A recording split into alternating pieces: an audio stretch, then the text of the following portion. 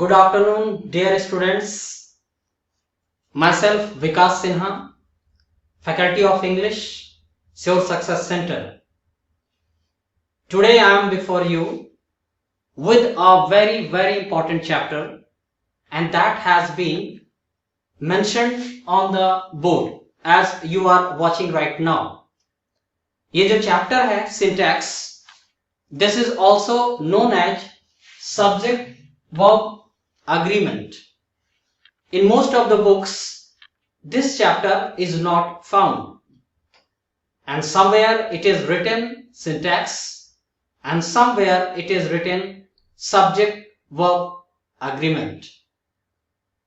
Syntax नाम से तो हो सकता है कि कुछ खास आइडिया न लगे, लेकिन एक नाम और है सब्जेक्ट वर्ब अग्रीमेंट. इससे थोड़ा सा हम देखें तो आइडिया लगता है. एवरीबॉडी नोज कि अग्रीमेंट की मीनिंग क्या होती है ना. एक छोटा बच्चा भी जानता है अग्रीमेंट यानी अग्री से बना अग्रीमेंट. अग्री मतलब किसी चीज से हम सहमत होते हैं. अग्रीमेंट तभी बनता है जब दो व्यक्ति कम से कम मिनिमम. इससे ज्यादा भी हो सकते हैं, लेकिन अग्रीमेंट के लिए कम से कम 2 पर्सन तो होने ही चाहिए. तो ये समझ लो कि 2 पर्सन्स क्या है, वो है सब्जेक्ट और वर्ब, और जिनके बीच में अग्रीमेंट को हम सिंटैक्स के नाम से जानते हैं. और दोनों के बीच में अग्रीमेंट क्या है वो ये समझें. लेकिन आगे बढ़ने से पहले एक बात मैं ये कहूंगा कि चैप्टर इतना ज्यादा इंपॉर्टेंट है कि अगर हम इसको अच्छे से कमांड कर लें तो आगे के चैप्टर का 20% ऐसे ही कवर्ड हो जाएगा सिर्फ इस सिंगल चैप्टर से ही. Because it is the conclusion, I can not say, अच्छा वर्ड नहीं होगा, कह सकते हैं it is the summary of all the chapters. सारे चैप्टर्स का एक तरह का कहा जाए कि ये निचोड़ है. इसलिए इस पर काफी ध्यान देने की जरूरत है. और जो भी क्वेश्चंस पूछे जाते हैं एग्जामिनेशंस में, उसमें अगर गौर से देखा जाए तो सिंटैक्स से रिलेटेड क्वेश्चंस आपको जरूर मिलेगा. अब मैं बात कर रहा था क्या कि अग्रीमेंट मतलब 2 पर्सन्स होने चाहिए, और 2 पर्सन सब्जेक्ट और वर्ब है. अब अग्रीमेंट क्या है? जैसे हम सारे जानते हैं, एवरीबॉडी नोज कि ही के साथ हम इज सिंगुलर वर्ब का यूज करते हैं. He is going. But if we speak about we, तो अगर हमने कहा वी इज गोइंग तो हर कोई कहेगा दिस इज रॉन्ग, क्योंकि वी के साथ हम आर का यूज करते हैं. We are going. अब ये सवाल उठता है कि ही के साथ इज ही क्यों और वी के साथ आर ही क्यों. तो सिंपल और बेसिक रूल हमारा यही है कि सिंगुलर सब्जेक्ट अगर है तो वह भी सिंगुलर होगा, और अगर प्लूरल सब्जेक्ट है तो वह भी प्लूरल होगा. It means singular subject singular verb, plural subject plural verb, जिसको हम लोग शॉर्ट में बोलते हैं SSPP. SS का मतलब सिंगुलर सब्जेक्ट सिंगुलर वर्ब, और PP का मतलब plural subject plural verb. It means कि ये एक शॉर्टकट है SSPP, है ना, उतना ज्यादा ना बोलना पड़े उसके लिए. तो this is the basic rule of syntax SSPP. अब इसी पर पूरा चैप्टर ही बेस्ड है. इसी पर जहां जहां ट्विस्ट आएगा वही एरर होगा, और उसी को हम इस चैप्टर में पढ़ते हैं. अब मैं एक या 2 एग्जाम्पल्स लिखता हूं और मैं ये बताता हूं कि अगर सेंटेंस पूरी तरह से समझ में ना भी आए तो भी हमारा काम हो सकता है, थोड़ा सा अगर हम टेक्निक जाने तो. अब जैसे एग्जाम्पल के लिए I am writing example first, like one sentence I am writing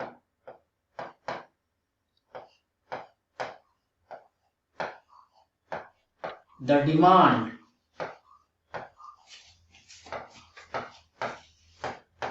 of the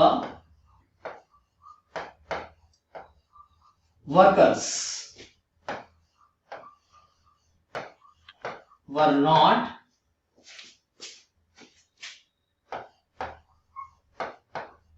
considered by the management.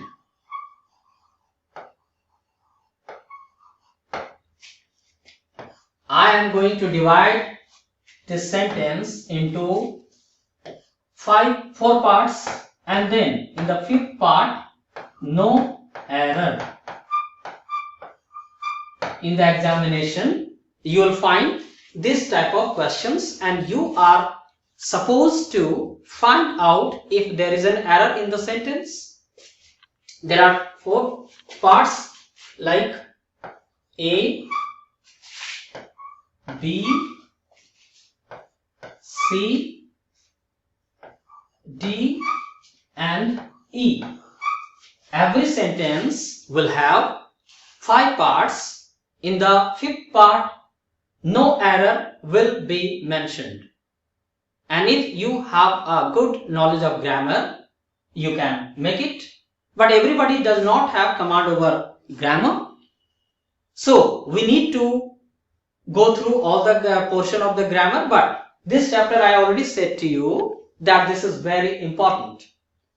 अब क्या है कि सेंटेंसेस हो सकता है कि इससे दोगुना तिगुना भी बड़ा हो। खासकर अगर आप देखें तो बैंक के क्वेश्चंस तो बहुत बड़े बड़े होते हैं, इवन बहुत सारे वर्ड्स तो समझ में भी नहीं आएंगे।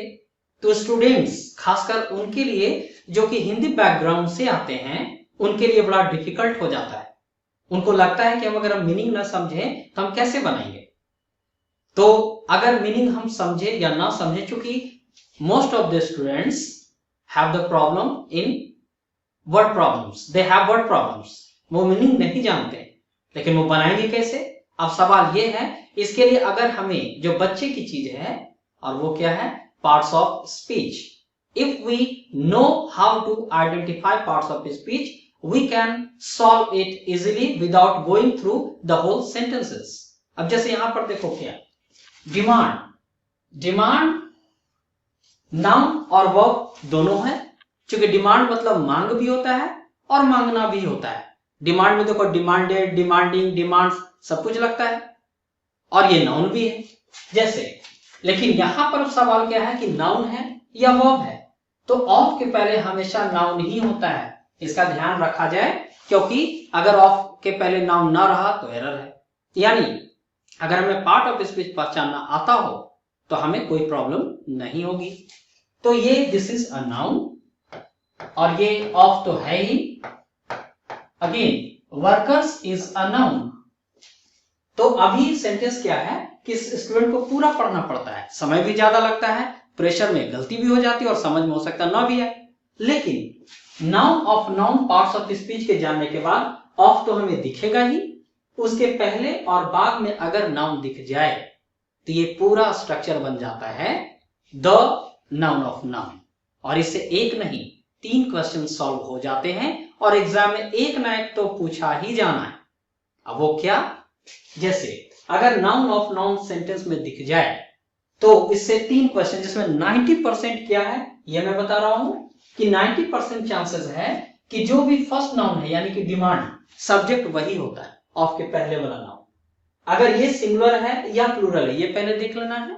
तो demand is a singular noun, और जो भी पहला वर्ब होगा उस सेंटेंस में, यानी कुछ सेंटेंस का मीनिंग नहीं लगाना है, सीधा सा कोई ना वर्ब कहां है, यानी वर्ब को पहचान आना चाहिए। नहीं, इसीलिए मैंने बोला कि पार्ट्स ऑफ स्पीच।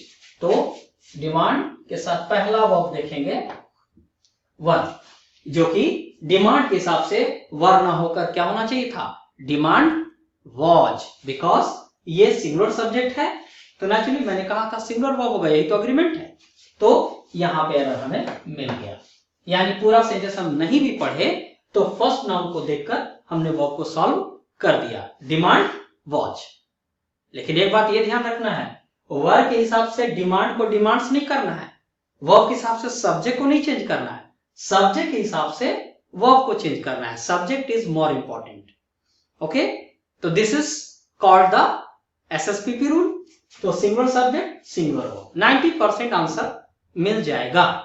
अब 10% क्या गुंजाइश है, एक ये कि ऑफ के पहले हमेशा नाउन होना चाहिए, as I have already told you, अगर ऑफ के पहले नाउन ना हुआ तो बस वही एरर है। यानी पार्ट ऑफ स्पीच को अगर हम पहचान गए और देखे नहीं ऑफ के पहले तो नाउन नहीं है तो बस वही एरर है। कभी हो सकता है यहां एरर हो और कभी नाउन की जगह कोई दूसरा पार्ट ऑफ स्पीच कर दिया, दूसरा एरर वहां। और अगर नाउन ऑफ नाउन भी ओके है, पहले नाउन के हिसाब से वर्ब भी ओके, एवरीथिंग इज फाइन, लेकिन फिर एरर कहां रह जाएगा?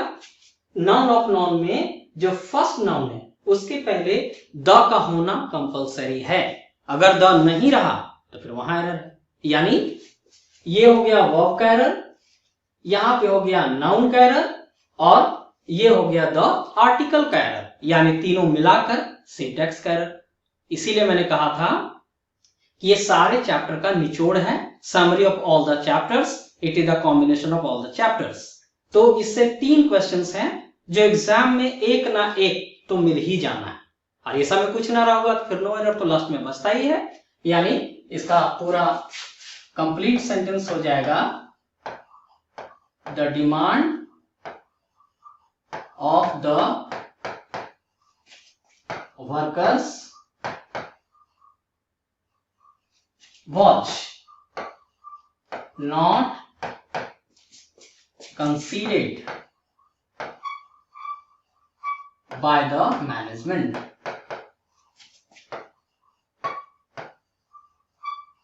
It means कि घुमा फिरा के बात वही SSPP पर आ गया।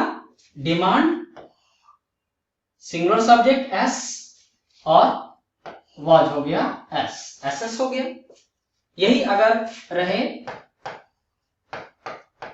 the people of this country is very hardworking, last में लिखा रहेगा नो एरर, जो मैंने लिख रहा हूं लेकिन अंडरस्टूड है, लिखा रहेगा ABCD और बाद में चलो मैं लिख ही दे रहा हूं NE मतलब नो एरर। तो अगर ऐसे देखा जाए तो कंट्रीज तो ठीक लग रहा है लेकिन नो एरर है। स्टूडेंट तो सामने सामने वर्ड्स देखते हैं, लेकिन यहां फिर वही है, people is a noun, then of तो है ही, and then countries a noun. Again the structure becomes noun of noun. तो we see the first noun before of, it is plural, people is plural word and first verb is, and this is wrong. So here the people of this country are very hard working. ये इसका final answer है, first wrong है और second right है। तो इस तरह के अगर हमने टेक्निक को यूज किया, और भी आगे रूल्स में सारे टेक्निक्स को बताया जाएगा, तो हम सेंटेंस के मीनिंग को नहीं भी समझे, वर्ड पावर हमारा नहीं भी है, देन हम लोग आंसर बना सकते हैं। तो आगे के क्लास में बाकी टेक्निक्स को भी समझाया जाएगा, बाकी रूल्स को भी, है ना। Bye then see you, have a nice day.